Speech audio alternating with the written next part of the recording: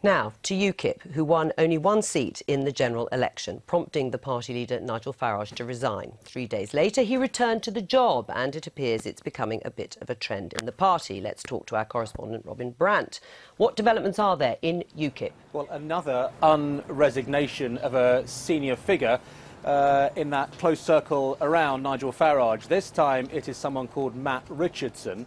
I understand he has now returned to the role as party secretary, a job that he resigned from in that 10-day period after the general election, where you'll probably recall there was an implosion at the very top of UKIP after Patrick O'Flynn, the man who kind of run the election for UKIP, had made a very personal attack on Nigel Farage, calling him snarling and aggressive. And the fallout from that, two very senior aides to Mr Farage were forced out, a man called Rahim Kassam and this person, Matt Richardson. They both went at the insistence of O'Flynn and other senior figures who saw them as a bad influence, saw them as responsible for the more aggressive, strident tone that Mr Farage had adopted during the general election. He was talking about HIV foreigners coming here, getting free treatment on the NHS. So, Matt Richardson went, but I now understand he is back.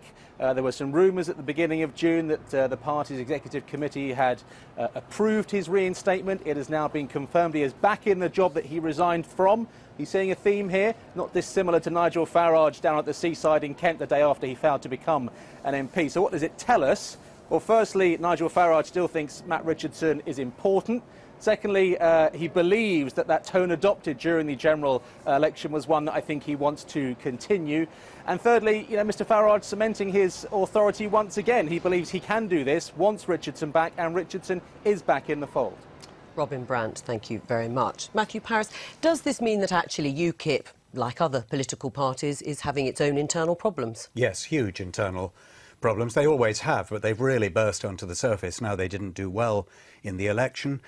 I don't know what Patrick O'Flynn is going to do now that this person is back, but the problem is that I think the public attention is wandering away from UKIP. One can almost feel it in the studio now. Do we have to do more about UKIP?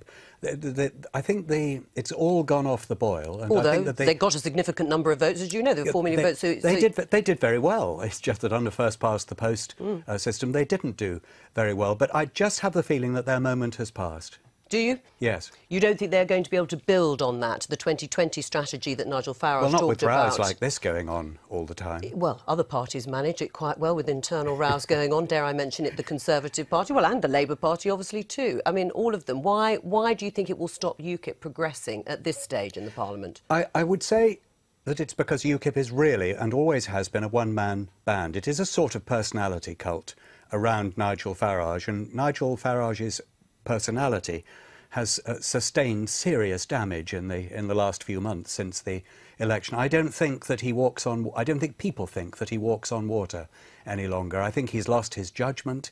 In many ways, he seems to be showing strange judgment, poor balance. Although he seems to be consolidating his position once again. Well, in his the enemies party. will now attack.